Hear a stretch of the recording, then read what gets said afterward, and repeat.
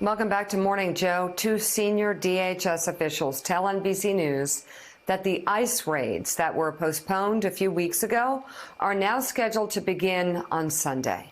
They will target roughly 2,000 families in major cities across the United States. The same 10 cities named under the previous plans, including Chicago, LA, Miami, and New York. Joining us now, member of the Armed Services and Homeland Security Committees, Congresswoman Elissa Slotkin of Michigan. She has a new piece out in the Lansing State Journal entitled, "Southern Border Detention Centers Are Shameful and Should Be Managed with Dignity." And now, Congresswoman Slotkin is set to introduce new legislation to try to tackle the situation head on. Welcome back to the show. Great to talk to you. Tell us about this legislation and what kind of support does it have?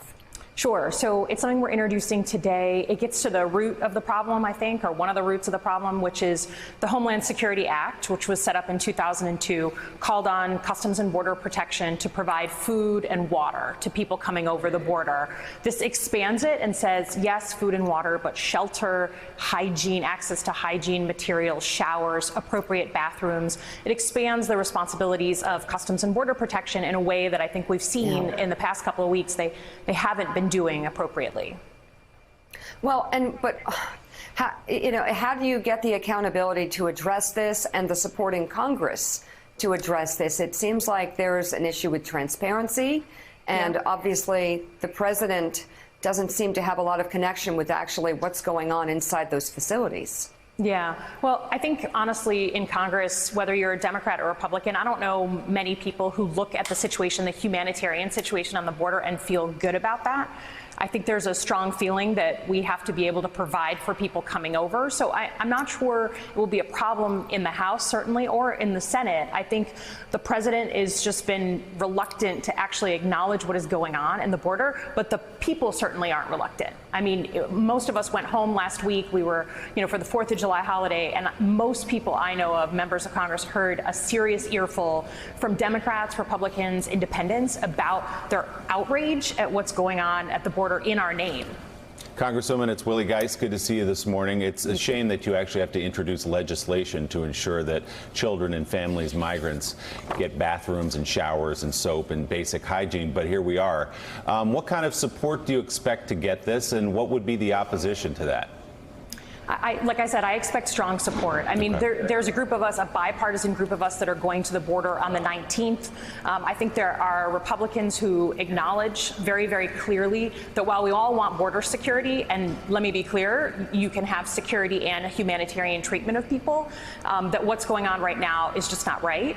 And I always remind people that, in 2014, we actually had a huge surge of people coming over the border. We had 68,000 people come over in 1 year, usually unaccompanied minors, so mostly boys 15 to 17.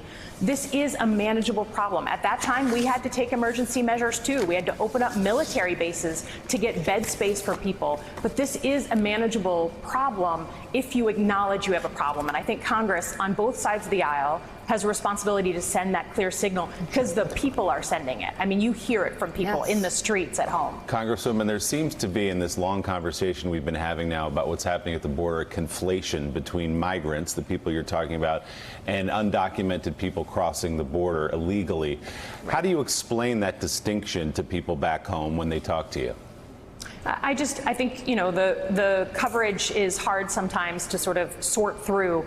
I think that most Americans, if you ask them, do you think that someone walking over the border legally, who's telling a customs official, I am scared for my life or my child's life back home and I'm seeking asylum, do they have, the right to get their case heard in court? Most people would say yes. I think when you talk about crossing illegally, you go into a different area and people say, hey, can't they go to a port of entry?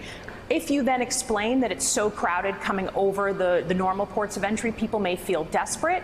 They may understand more. But coming through a port of entry, the appropriate procedures, most people understand that, I believe. Congresswoman Yamiche Alcindor has a question for you. Yamiche?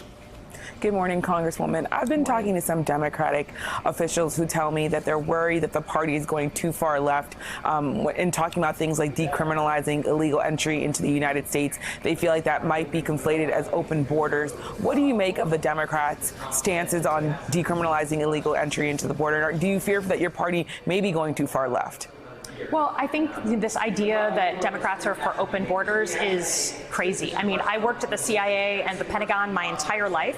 I worked on preserving the homeland my entire life. So I'm a big believer in border security, and there are a bunch of us who feel very, very strongly that we always have the right to protect our country and know who's coming over.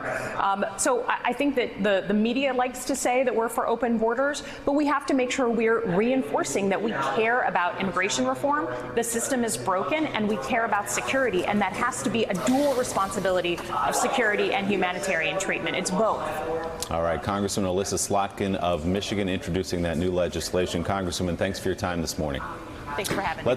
Thanks for checking out MSNBC on YouTube, and make sure you subscribe to stay up to date on the day's biggest stories. And you can click on any of the videos around us to watch more from Morning Joe and MSNBC. Thanks so much for watching.